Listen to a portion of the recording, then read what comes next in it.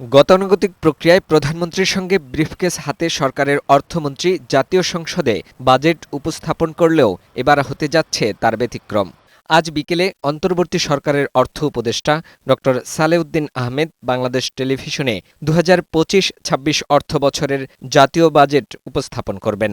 এটি তার নিজের এবং অন্তর্বর্তী সরকারের প্রথম বাজেট।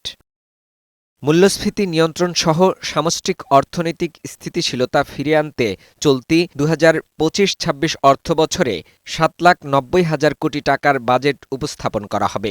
এই বাজেটে মূল্যস্ফীতি নিয়ন্ত্রণ ও কর্মসংস্থানের সুযোগ তৈরিতে সর্বোচ্চ অগ্রাধিকার দেয়া হচ্ছে।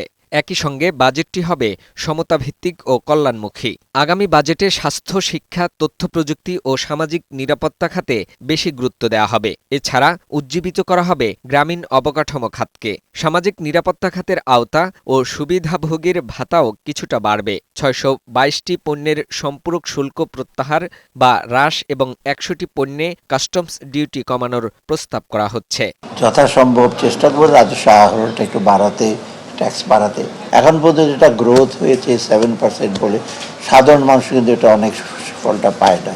অর্থাৎ চেষ্টা করবো যে সাধারণ মানুষের কাছে যেটা আমরা যতটুকু করি, যেমন এগ্রিকালচার ডেভেলপমেন্ট, ছোট শিল্প, বড় শিল্প, এগুলো এই জন্য আমাদের আরেকটা ইচ্ছা থাকবে যে লোকের কোয়ালিটি অফ লাইফটা যেন বাড়ে।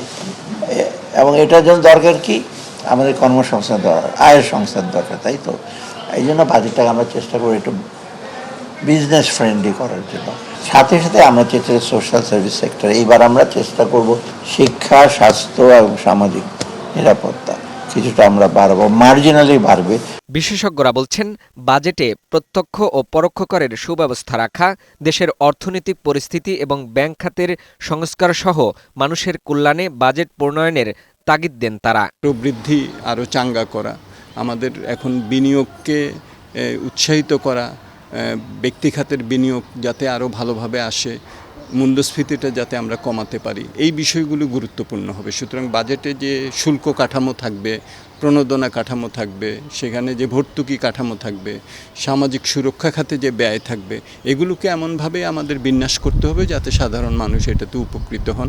এদিকে সংসদ কার্যকর না থাকায় বাজেটের ওপর জুন মাস জুড়ে সাধারণ আলোচনারও সুযোগ থাকছে না। তবে সাধারণ নাগরিকদের কাছ থেকে বাজেট সম্পর্কিত মতামত নেবেন অর্থ উপদেষ্টা। এসব মতামতকে একত্রিত করে বাজেট চূড়ান্ত অনুমোদনের পরে তা রাষ্ট্রপতির অধ্যাদেশ আকারে জারি করা হবে, যা ১ জুলাই ২০২৫ থেকে কার্যকর হবে। জুন মাসের প্রথম বৃহস্পতিবার প্রতি বছর বাজেট ঘোষণা করা হয়। সে উপলক্ষেই সংসদ ভবন এলাকা থাকে উৎসবমুখর পরিবেশ। দীর্ঘ ১৫ বছর ক্ষমতায় থেকে আওয়ামী লীগ সরকার যে বাজেট ঘোষণা করেছিল তাতে ছিল না জনসম্পৃক্ততা।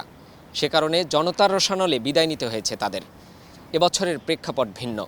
অন্তর্বর্তী সরকার দায়িত্ব নিয়ে নতুন করে বাজেট ঘোষণা করছে এবছর।